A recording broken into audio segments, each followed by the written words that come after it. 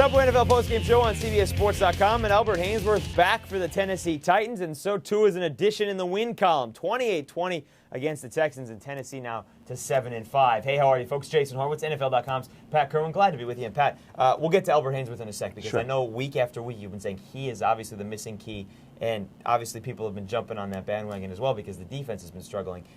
But in this game, the offense didn't make the mistakes it's been making the last couple of weeks. Yeah, for the last 3 weeks, Lendell White, a guy that I think is a terrific NFL running back, has been averaging 2.8 a carry, and I was starting to worry that maybe he hit a wall, unable to finish the season strong. Jeff Fisher assured me that running game will be on track this week. You watch, and so they generate 150 yards of running today, and the running backs are cranking it out at 5 yards a carry. Running game back in style. But the running game also included Vince Young. Terrific day on the ground for him, and a great day throwing the football. It also included Chris Brown as well, who was healthy as well. And let's not forget, he's the guy that the first week of the season had 175 against the Jacksonville Jaguars. So he is a big part to this as well.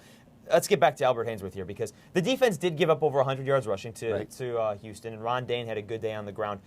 But they got Matt Schaub out of the ball game early, and Sage Rosenfels is not what Matt Schaub is. Oh, there it is. So remember what the Tennessee Titans are on defense. They want to be a four-man rush team. They don't want to blitz. They want to play coverage behind it.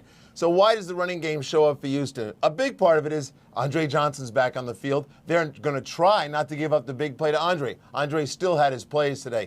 But here comes the four-man rush. So Albert Haynesworth may not show up as a big stat because they had just 2 sacks today. But what he does is give him the opportunity to run a twist stunt with Kyle Vandenbosch, get the pressure up inside, get in the quarterback's face, and make him make mistakes. And that's what happens with the Tennessee defense. It's back to where they want it to be. It is back to where they want it to be, and they went from giving up 66 yards a game on the ground, the games that Albert was there, to 166 the 3 that he wasn't, and here somewhere in the middle, which is just enough. Yeah, and more importantly, points. When Albert Haynesworth played all year before his injury, they gave up 15 points a game. As soon as he went out, they went up to 32 points a game. Today they come in with 20 on defense, which is really close to what life is like with Albert. I saw Albert wave himself out of the game a few times, exhausted in 4 and 5 play stretches. He's not 100%. No, he's not, but he gave it a good shot there. Now, for Tennessee here, let's not forget, they finished the season at Indianapolis, so this is a very important stretch here because, including today, 3 of the next 4 were at home, so now obviously 2 of the next 3,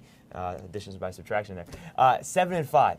What are your thoughts on Tennessee as a playoff team? I like Tennessee. I think they can beat almost anyone they play. They play a very physical brand. We saw Fred Weary go out. We saw Matt Schaub go out. When you play Tennessee, you land up with a lot of guys who can't play the next week. And you mentioned playing the Colts. Right after the Colt game today, I heard Tony Dungy say, now that we have this significant lead over Jacksonville, I'm going to be cautious with some players because he already has lost home field to the Patriots.